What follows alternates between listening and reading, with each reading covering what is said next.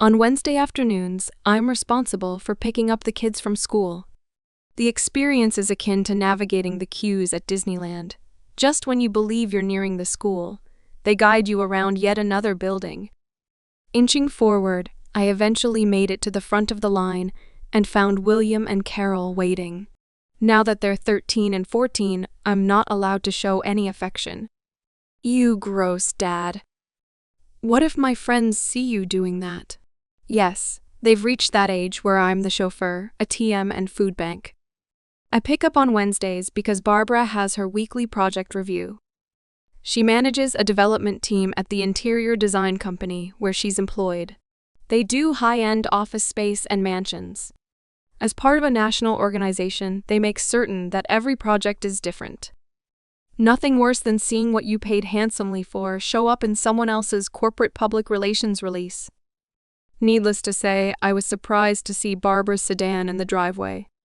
Perhaps she left something behind that she needed? Why else wouldn't she have pulled into the garage? After parking in my side of the garage, the kids piled out and attacked the refrigerator. Hey, go easy, guys. Leave room for dinner. Setting my briefcase down, I entered the living room to find Barbara curled up on the couch with a blanket over her. It was a warm day, and the house certainly wasn't chilly. Hey babe, what's going on? Not feeling good. My stomach is doing flip-flops, and I've got the runs. Yeah, think it's COVID? No. I did one of those self-tests, and it came back negative. Must be some kind of the flu. Okay, so why aren't you in bed? I was, but had an accident. Would you be a sweetie and change the sheets? 2 steps into the bedroom, I knew what kind of accident she'd had. I went out into the garage and got a clamp to put on my nose, and latex gloves. At least all of our beds are equipped with waterproof mattress protectors. Old habit. When the kids were little, they'd crawl into bed and sometimes have an accident. Now we're prepared, but the only time they'll crawl into our bed is when they're sicker than a dog. I wasn't about to fix dinner after that ordeal, so I ordered pizza and took a shower after emptying a can of room freshener. Hope like hell that I don't get whatever Barbara is fighting. After a week of looking and feeling for shit, Barbara made an appointment to see our family doctor. That was pretty much a waste of time. Predictable responses. Probably the flu, give it a little more time, see me in a week if it hasn't gone away. So, 2 weeks later, Barbara went back to the doctor. She'd lost a few pounds as she doesn't want to eat in fear of blasting it out the other end. Energy drinks are her cuisine. The doctor ran some blood work, but nothing was far enough outside of the ranges to warrant any further action. Over the next few weeks, Barbara learned to live with it. She felt shitty, pun intended, and was wearing adult diapers and baggy slacks to hide that fact. It was up to me to pick up the groceries. No, I wasn't using a list. It was easier to pay full fare and have Barbara put in online orders. While the kids and I wanted to do things on the weekend, Barbara never felt up to it. We did things without her. Our love life suffered greatly. No big surprise there. Who wants to do the dirty when the chance of the bigger dirty lurks in the shadows? At least I got an occasional hand job. Whoopee shit. After 2 months, Barbara saw a specialist. Of course, the day before and day of her appointment, she felt fine.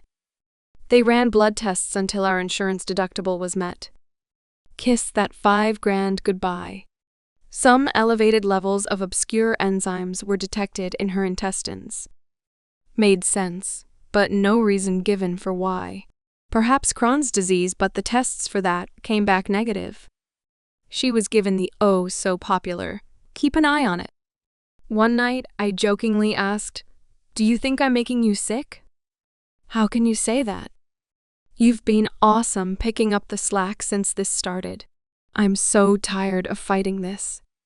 I wish they'd find something, anything." Barbara's new life was that of a recluse. She worked from home a lot and rarely got out. Her weight dropped another 20 pounds. Every once in a while she'd feel better, but it would only last until the weekend. The kids were so busy with their sports schedule that they really didn't notice how infrequently Barbara attended their games. Time marched on.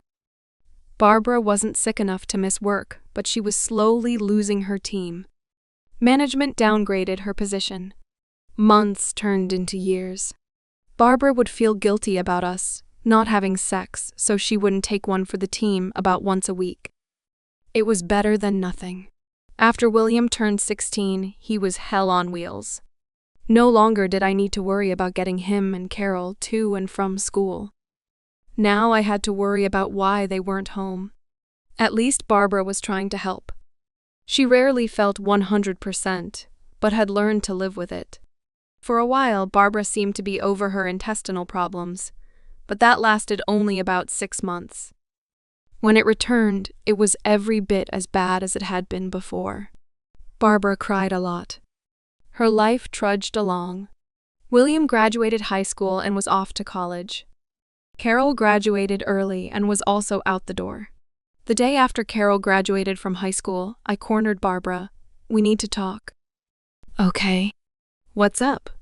I filed for divorce, citing irreconcilable differences. A stunned look turned to full-blown rage. Have you been unfaithful? How could you betray me like this? The kids are grown and it's time for me to move on. How can you walk out now? I know these last 5 years have been tough, but I never stopped loving you. What have I done to deserve this? Dennis Wilson. Barbara's eyes got big. Try as she might, she couldn't hold back the tears. You knew? That's a stupid question. I've just been biding my time until the kids left for college. It was cheaper to keep you while they were living at home. Hope it was worth it. But Joan, that was years ago. We've already moved past that. I'm sorry. I was wrong and shouldn't have done it. Cry me a river. Wrong or not, you did it and felt no remorse. Hell, you even got back in touch with him when you felt better. Fuck off. Once I moved out, Barbara perked up instantly. She was no longer suffering from her intestinal problems. I really was making her sick. We sold the house and split the profit. With the kids older, I thought I'd escape counseling, but that wasn't the case. The outcome remained unchanged.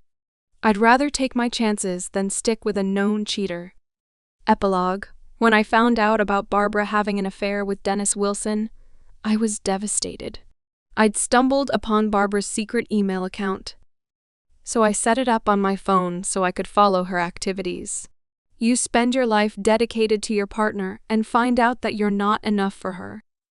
Hell-bent on scorching, the earth took a back seat as my attorney laid out how bleak a future my lot in life would be. Penniless with Barbara able to move her lover into the house. The same house we'd bought together, but the one I'd spent all my free time restoring. Cheaper to keep her. Wait for the kids to leave home. The attorney drilled into me that Barbara could file for divorce at any time and my lot in life would be that shitty. The downside was enough for me to consider fleeing the country. So I did what I could to remain her husband. I stayed, with my kids becoming my life, counting down the days. It was while searching the internet that I found an April Fool's joke. Mixing 2 over-the-counter liquid veterinary products would cause intestinal distress. So I bought, and kept in the garage, big bottles of each and got a pack of syringes from China.